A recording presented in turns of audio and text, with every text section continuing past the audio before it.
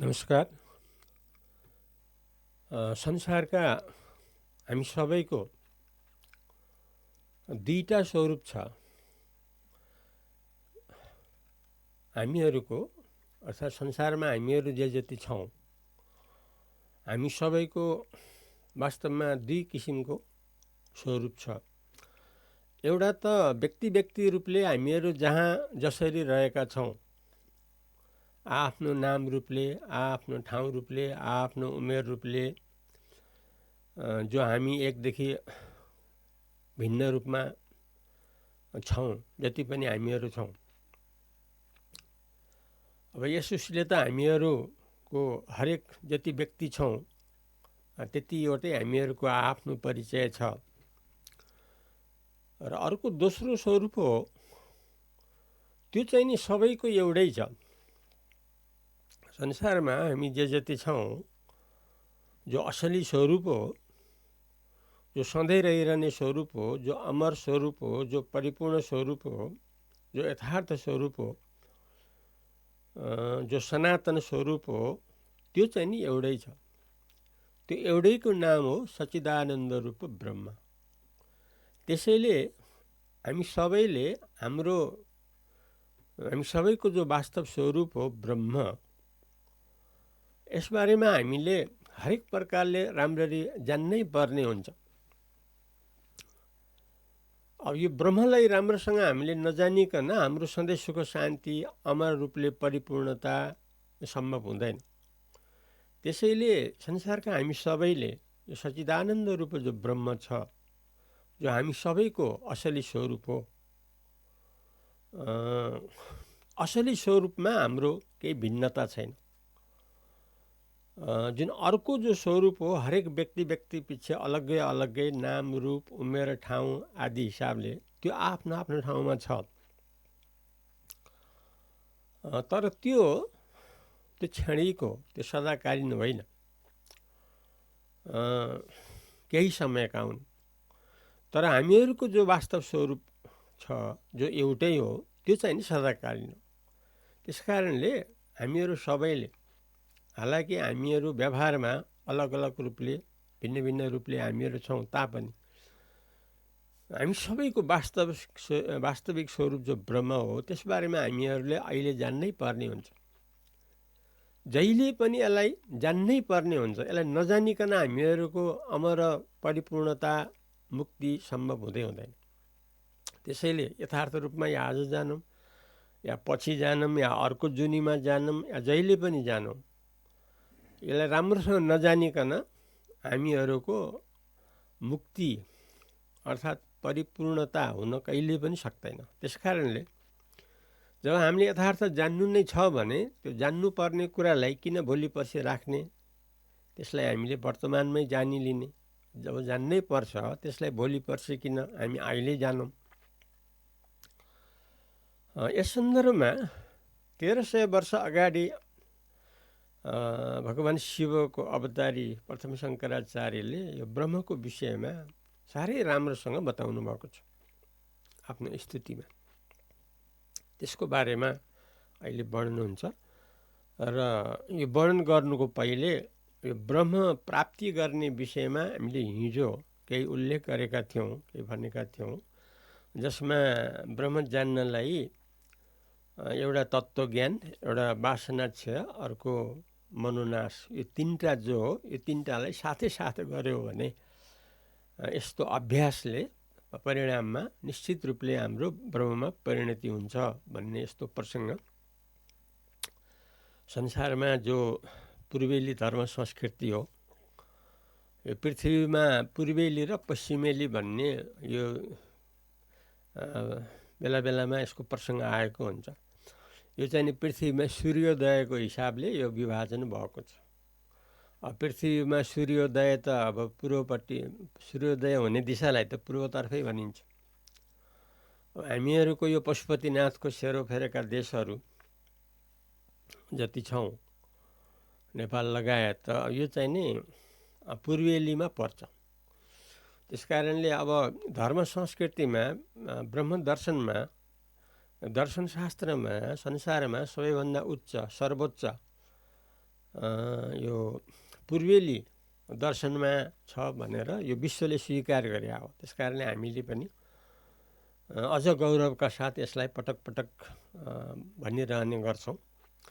अर्थात् पूर्वेली जो धर्मशास्त्र छ, जो सिन्धु घाटी सभ्यताबाट आएको सिन्धु धर्म, हिन्दू धर्म जो भनिन्छ, यसमा जो वैदिक छ, वैदिक सनातन जो उपनिषद आदि शास्त्रहरू छन्, जो सर्वोच्च छ संसारमा,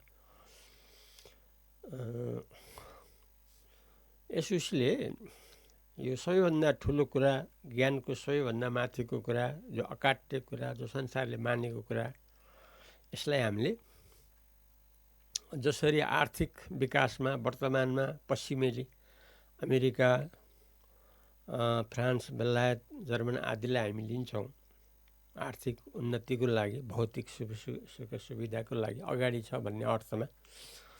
तर हाम्रो यहाँ अहिले प्रसङ्ग छ अविनाशी सुख, सदाकालीन सुख, सनातन सुख, जो संसारका हामी सबैको जो असली स्वरूप हो, जुन कुरा यो पृथ्वीको पूर्वेली धर्म संस्कृति अर्थात् वेद वेदान्तले बताएको छ, जो पशुपतिनाथको सेरोफेरोमा छ।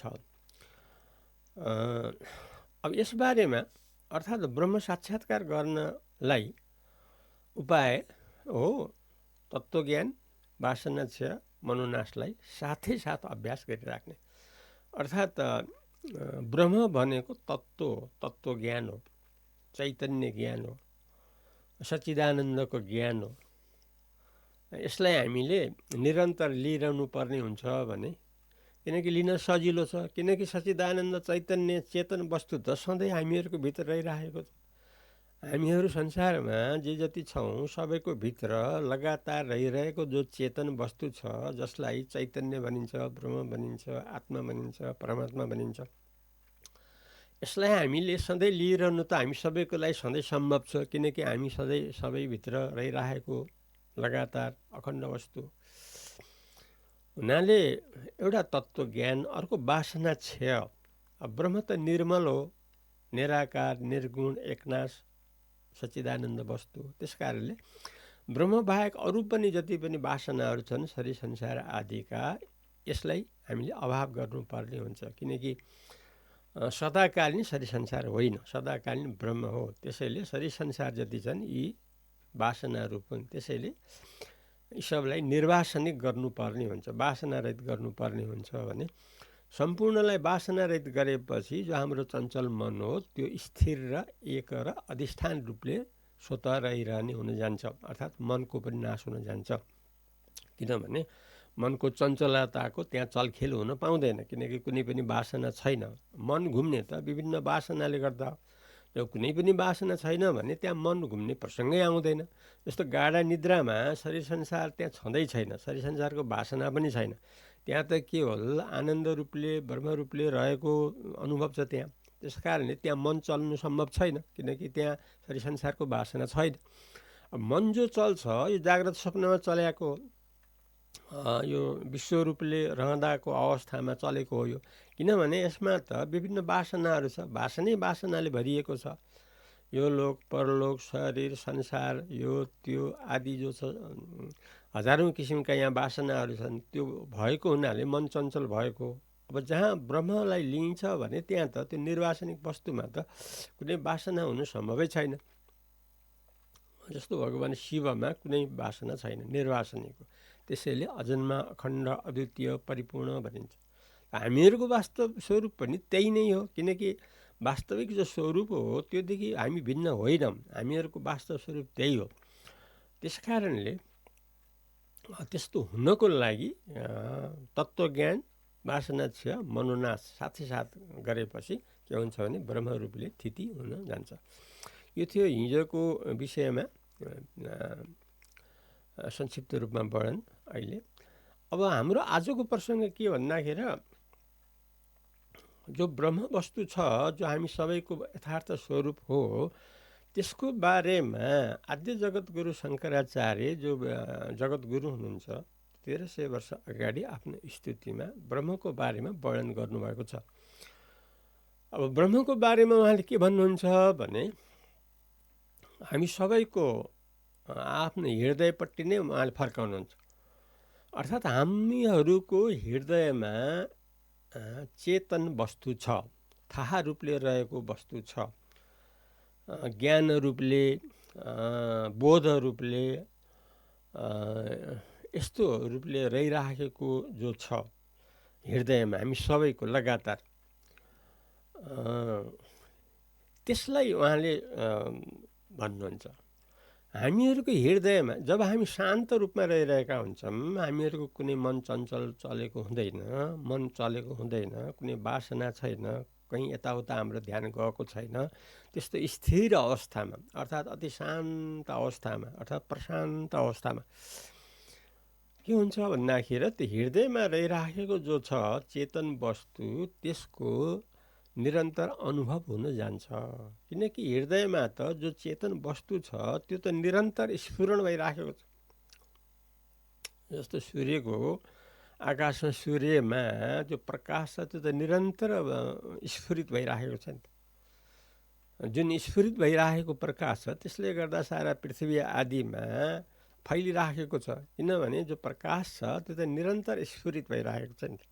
त्यस्तै हाम्रो हृदयमा पनि जो चैतन्य वस्तु हो, जो ब्रह्म वस्तु हो, जो सबैले जान्ने भाषा चेतन हो, चेतन रूपले निरन्तर हृदयमा जो अनुभव भइराखेको छ, जसको स्फुरण भइराखेको छ, त्यो वस्तु लाई सतचित आनन्द भनिन्छ। यसरी भन्नुहुन्छ। जुन हाम्रो हृदयमा स्वतः स्फुरण भएर बसिराखेको छ, रहिराखेको छ, जो शान्त अवस्थामा हामीले अनुभव गर्न सक्छौँ, त्यसलाई चाहिँ नि सधैँ रहिरहने, सधैँ आफ्नै प्रकाशले स्वतः प्रकाशित स्फुरित भइरहने त्यो स्वभावैले आनन्दै आनन्द रूप हो।